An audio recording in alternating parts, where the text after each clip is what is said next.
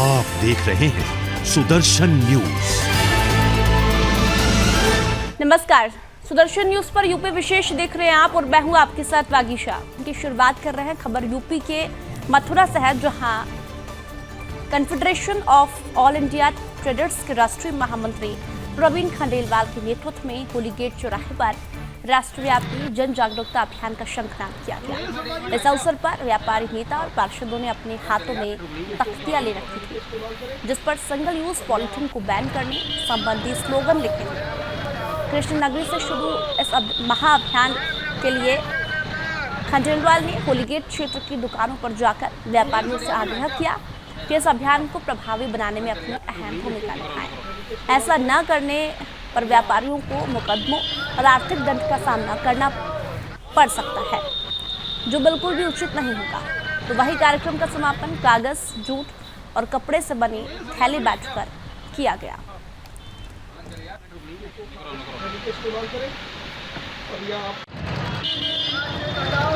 देखिए, बड़े हर्ष का विषय है कि आज इस अभियान की शुरुआत कृष्ण की नगरी मथुरा से हमारे कैट के राष्ट्रीय महामंत्री श्री प्रवीण खंडेलवाल जी के द्वारा इस अभियान की शुरुआत की गई है। इस अभियान में आप जैसा कि आपने देखा कि इतने व्यापारी एकजुट होकर के आज होली गेट पर इकट्ठे हुए और उन्होंने प्रवीण खंडेलवाल जी के नेतृत्व में इस अभियान की शुरुआत की। एक मैसेज दिया दुकान दुकान पे जाकर कि सिंगल यूज़ प्लास्टिक का प्रयोग ना करें। ठीक है, सिंगल यूज़ प्लास्टिक आज से पूरे देश में केंद्र सरकार ने प्रतिबंध लगा दिया। अब जो हमारे देश भर में व्यापारी प्लास्टिक की थैलियों में सामान देते थे या जो उनके पास सामान प्लास्टिक की थैलियों में या सिंगल यूज़ प्लास्टिक की पैकिंग में आता था, वो अब तरीका उनको बंद करना पड़ेगा।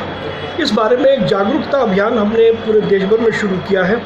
आज मथुरा से इसकी शुरुआत हमने की है और इस अभियान में हम व्यापारियों को बता रहे हैं कि सरकार का यह आदेश लागू हो गया है और अब प्लास्टिक की थैली के स्थान पर उनको अपनी दुकानों पर कागज़ के, जूट के या कपड़े के या अन्य किसी ऐसे उत्पाद के जो सिंगल यूज़ ना हो, उसके थैलों में या थैली में सामान देना होगा।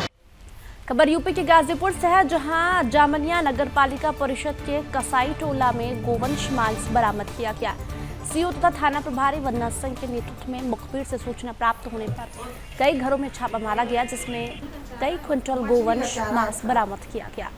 पशु चिकित्सा अधिकारी ने बताया कि ये गोवंश मांस है जो खून और मांस को देखने से लग रहा है। बताते चले कि जामनिया तहसील बिहार प्रांत की सीमा है और मुस्लिम बाहुल्य क्षेत्र है, जहां काफी समय से गोवंश कटने तथा उसकी तस्करी बिहार तथा बंगाल में होने की सूचना मिलती रही थी। फिलहाल पुलिस ने 11 लोगों को हिरासत में ले लिया और पूछताछ शुरू कर दी है। पुलिस की कार्रवाई हुई है जमानिया के कसाई मोहल्ले में। उसमें भारी संख्या में गोमांस पकड़े गए हैं। तो अभी जांच चल रही है और यहाँ के पशु चिकित्सक डॉक्टर संतोष जी हैं, वो जांच कर रहे हैं। तो हम उनसे जानेंगे कि क्या है। जी, ये लगभग 50 कुंटल के आसपास मीट बरामद किया गया है कोतवाली जमनिया द्वारा। और जैसा कि इसका फिजिकल एनालिसिस और केमिकल एनालिसिस के लिए मैं लैब में भेजूंगा इसको। फिजिकल एनालिसिस मेरे द्वारा कर लिया गया है, जिसमें ये मैंने पाया है कि ये मांस गोमांस है, गाय की स्किन की बेसिस पे और इसके जो हूफ है, खुर जिसको कहा जाता है, उसके बेसिस पे पूरा बरामद जो थाने कोतवाली ने किया, प्राथमिक जांच में यही पाया जाता है ये गोमांस है। पूरा सैंपल मैंने कलेक्ट कर लिया है और फॉरेंसिक डिपार्टमेंट को मैं भेजूंगा मथुरा जांच करने के लिए, केमिकल एनालिसिस के लिए, कंफर्मेटरी डायग्नोसिस के लिए। लेकिन फिजिकल एनालिसिस के बेसिस पे मैं ये कह सकता हूँ कि गौ का मांस है। खबर यूपी के मुरादाबाद से है, जहां बिलारी के गांव में ग्राम सेवक के खिलाफ ग्रामीणों ने जमकर नारेबाजी की। ग्रामीणों का आरोप है कि ग्राम रोजगार सेवक मनरेगा में काम तो करवाता है और पैसे हड़प जाता है, जिसको लेकर ग्रामीणों ने रोजगार सेवक को हटाने की मांग की। ग्रामीणों के मुताबिक वह अपने परिवार को जॉब कार्ड बनवाकर उनके खाते में पैसे डलवा लेता है और इतना ही नहीं, अपनी दूसरी पत्नी जो कि शिक्षा मित्र भी है, उसके खातों में भी पैसा डलवाता है। ग्रामीणों ने बताया कि शिकायत के बाद भी अभी तक कोई कार्रवाई नहीं की गई है, जिसको लेकर ग्रामीणों में भारी आक्रोश देखने को मिला।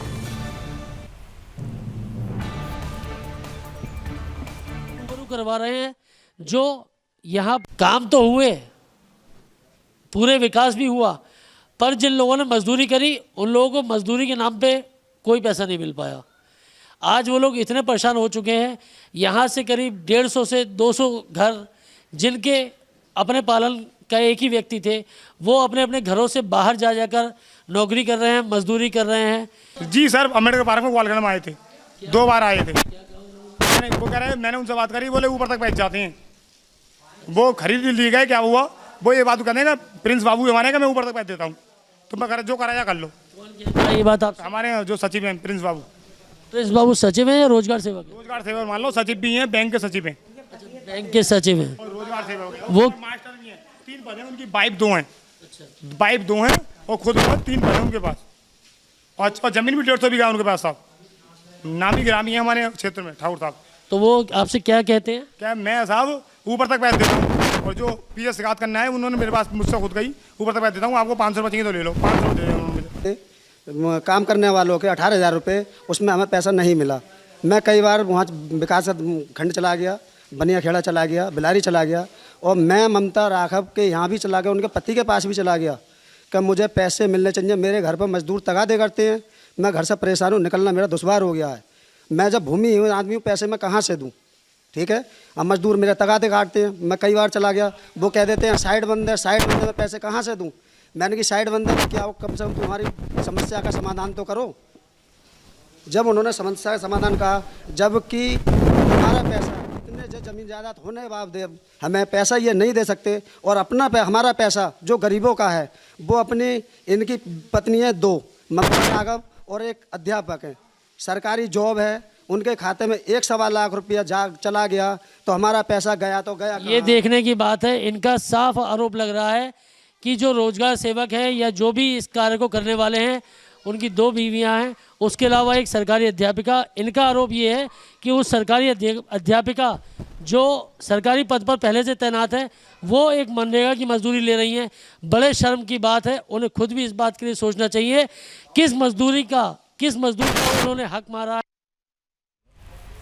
खबर यूपी के सीतापुर से है, जहां भूमाफिया रमन साहनी द्वारा आपराधिक कृत्यों से अर्जित 9 भूमियों को जब्त कर लिया गया, जिसकी कीमत करीब 7 करोड़ है। दरअसल रमन साहनी एक जालसाज भूमाफिया गैंगस्टर अपराधी है, और वह संगठित गिरोह बनाकर झूठे दस्तावेजों के आधार पर धोखाधड़ी कर दूसरों की जमीन पर कब्जा कर रखा था, जिसके खिलाफ सीतापुर में गैंगस्टर सहित 1.5 दर्जन आपराधिक मामले दर्ज है। शातिर अपराधी के कृत्यों पर रोक लगाने के लिए राजस्व और पुलिस की संयुक्त टीम द्वारा आपराधिक कृत्यों से प्राप्त की गई लगभग 9 संपत्तियों को जब्त कर लिया, और पुलिस आगे की कार्रवाई में जुटी हुई है। थी पता करने के बाद इस सारी संपत्तियों को देखिए, जनपद सीतापुर में रमन साहनी एक जनपद स्तर पे भूमाफिया के रूप में चिन्हित हैं। इनके विरुद्ध कई आपराधिक कृत्य जमीनों पर कब्जा करने के संबंध में दर्ज हैं। इनके विरुद्ध गैंगस्टर एक्ट के अंतर्गत भी पूर्व में कार्रवाई की जा चुकी है। इसी कड़ी में इनके द्वारा आपराधिक कृत्यों से जो अचल संपत्ति अपने नाम से, पत्नी के नाम से, परिवार के सदस्यों के नाम से और नौकरों के नाम से बेनामी संपत्ति के रूप में अर्जित की गई है, इसी के जब्तीकरण की कार्रवाई लगातार चल रही है। पूर्व में भी इनकी कई अचल संपत्तियां कुर्क की जा चुकी हैं। इसी कड़ी में आज ग्राम टड़वा चिलाला और नेपालापुर में लगभग 20 बीघे से अधिक जमीन, जिसकी मार्केट वैल्यू लगभग 6.5 करोड़ रुपए के आसपास है, को जब्त किया जा रहा है।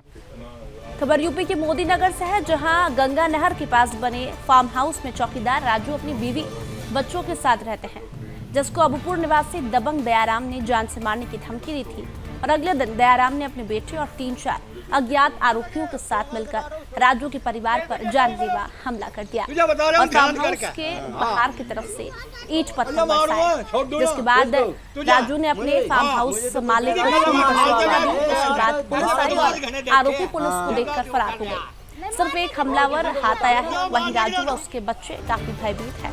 उनका कहना है कि दयाराम हमें दिन में धमकी देकर गया था कि मैं तुम्हें मार दूंगा, जिसकी वीडियो बना ली गई थी। अब देखना होगा कि राजू व उसके परिवार को न्याय मिलेगा या नहीं।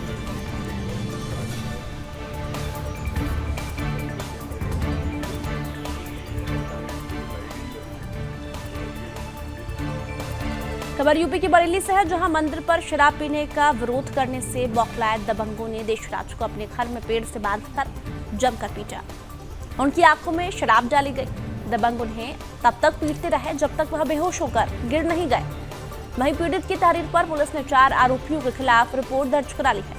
दरअसल सिरौली इलाके के गांव सुकुटिया पट्टी में रहने वाले देशराज ने बताया कि चारों आरोपियों ने अपने घर से खींचकर अपने घर ले गए, जहां पेड़ से बांधकर उनकी बेरहमी से लाठी डंडों से पिटाई की। उनकी आंखों में शराब डालकर यातनाएं दी। आरोपी उन्हें तब तक पीटते रहे जब तक वह बेहोश नहीं हो गए।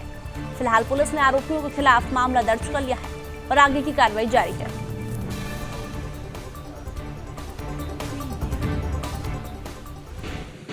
तब हम गांव के आदत सतपाल ने छोटे लेखपाल उनके लड़के सन्नी ने मजूरी करते थे, उठा के अपने घर एक पाखर से बांध के हमारी आंखों पे दारू डालते, उस पर दारू डाली साहब, आंखों में दारू डाली और बहुत मारा है साहब। तरबन से बेकार हूँ, बिल्कुल छल नहीं पा रहे हैं, मगर चल रहे हैं तो 2 लोग उठा रहे हैं। ठीक है, बहुत लात मारी है।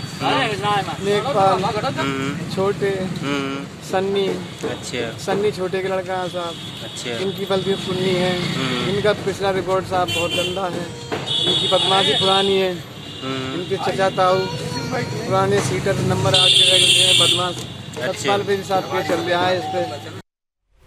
खबर भारत नेपाल बॉर्डर के रुपईडीहा से है, जहां नेपाली जमुना थाने की पुलिस ने मुखबिर की सूचना पर एक सील भारतीय कंटेनर के अंदर से 250 बोरी अफीम का दाना बरामद किया। बता दें कि कंटेनर के अंदर गुप्त लॉकर को देखकर सभी के होश उड़ गए थे और धीरे धीरे बड़ी संख्या में लोग इकट्ठा हो गए। भीड़ का फायदा उठाकर चालक व सहचालक मौके से फरार हो गए। बरामद अफीम दाने की कीमत 1 करोड़ 25 लाख रुपए बताई जा रही है। जमुना थाना प्रभारी माधव रिजाल ने बताया कि बरामद कंटेनर को जब्त कर सीज कर दिया गया है और आगे की कार्रवाई जारी है।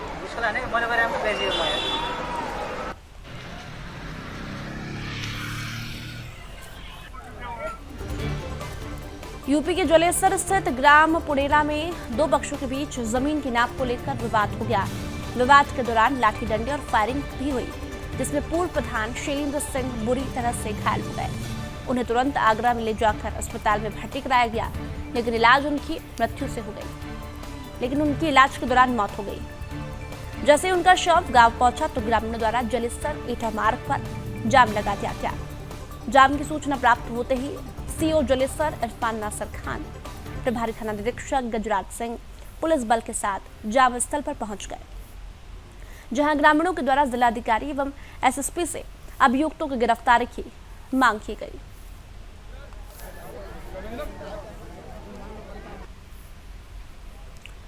खबर यूपी के उन्नाव से है, जहां आजादी के अमृत महोत्सव पर घर घर तिरंगा लगाने की सरकार ने पहल की है। यह फैसला बैठक में लिया गया। 11 से 18 अगस्त के बीच आजादी का अमृत महोत्सव मनाया जाएगा, जिसको लेकर सरकार के साथ साथ उन्नाव जिला प्रशासन ने भी बड़ी पहल की है। इसी कड़ी में जनपद के सभी 16 ब्लॉक मुख्यालयों पर 100 फीट लंबा तिरंगा लगाया जाएगा। वहीं सीडीओ दिव्यांशु पटेल ने बताया कि ब्लॉक मुख्यालय पर 100 फीट लंबा तिरंगा लगेगा और तिरंगा लगाने का उद्देश्य राष्ट्रवाद भावना के लिए जन जन को प्रेरित करना है।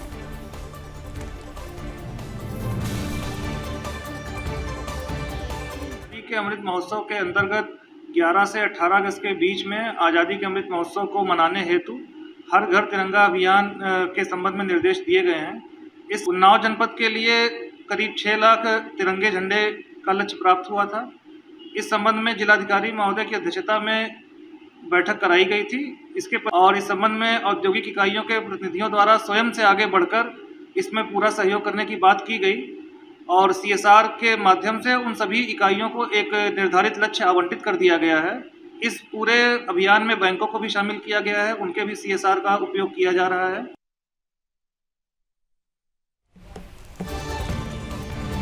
खबर यूपी के सोनभद्र से है, जहां डॉक्टरों द्वारा अपने काम के प्रति समर्पण और ईमानदारी को याद करते हुए डॉक्टर्स डे मनाया गया। इस अवसर पर जिले में मैराथन दौड़ का भी आयोजन किया गया। सीएमओ डॉक्टर रमेश ठाकुर ने हरी झंडी दिखाकर दौड़ का शुभारंभ किया, जिसमें 50 से ज्यादा डॉक्टरों ने हिस्सा लिया। वहीं डॉक्टर्स डे पर लोगों को स्वस्थ रहने के उद्देश्य से सुबह व्यायाम करने व रोज टहलने की सलाह दी गई। इस मौके पर डॉक्टरों ने मैराथन दौड़ में हिस्सा लिया, जिसमें जिले के सभी नामी गिरामी डॉक्टर शामिल हुए। मुख्य चिकित्सा अधिकारी रमेश ठाकुर ने बताया कि डॉक्टर्स डे महान चिकित्सक डॉक्टर विधान चंद्र राय की याद में मनाया जाता है। डॉक्टर BC राय का जन्म बिहार राज्य में 1 जुलाई 1882 को हुआ था और आजादी के बाद वह पश्चिम बंगाल के दूसरे मुख्यमंत्री भी रहे थे।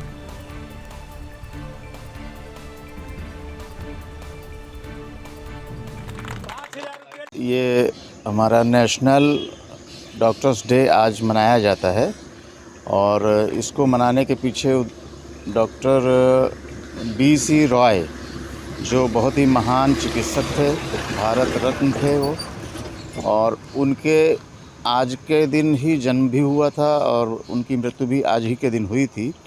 तो उनके द्वारा स्वास्थ्य समाज में जो भी कार्य किए गए हैं उनका डेडिकेशन को याद करने के लिए प्रत्येक वर्ष 1 जुलाई को यह कार्यक्रम मनाया जाता है। खबर यूपी के चित्रकूट बरगढ़ कस्बे से है, जहां भव्यता के साथ भगवान जगन्नाथ जी की रथ यात्रा निकाली गई और भगवान जगन्नाथ जी, बलभद्र और बहन सुभद्रा की भी मौजूद थी।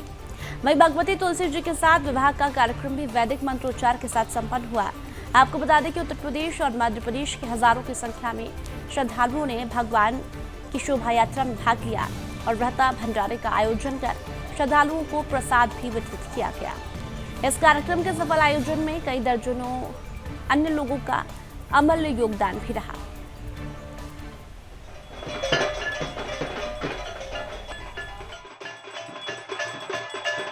यहाँ पर भगवान जगन्नाथ जी की मूर्ति है। राजा बुंदेला जो है कम से कम 1300 वर्ष पहले इनकी मूर्ति की स्थापना की थी। भगवान की सेवा के लिए 35 बीघा जमीन, 2 कुएं, मंदिर का निर्माण किया। भगवान जगन्नाथ जी का वार्षिक उत्सव आज के दिन ही भगवान संसार के जीवों का कल्याण करने के लिए अपने घर से निकल करके पूरा भ्रमण करते हैं। भगवान के सुंदर स्वरूप का दर्शन करके सब लोग कृतकृत होते हैं और परम आनंद की प्राप्ति करते हैं। और यूपी विशेष में फिलहाल इतना ही। आप देखते रहिए सुदर्शन न्यूज। जय हिंद।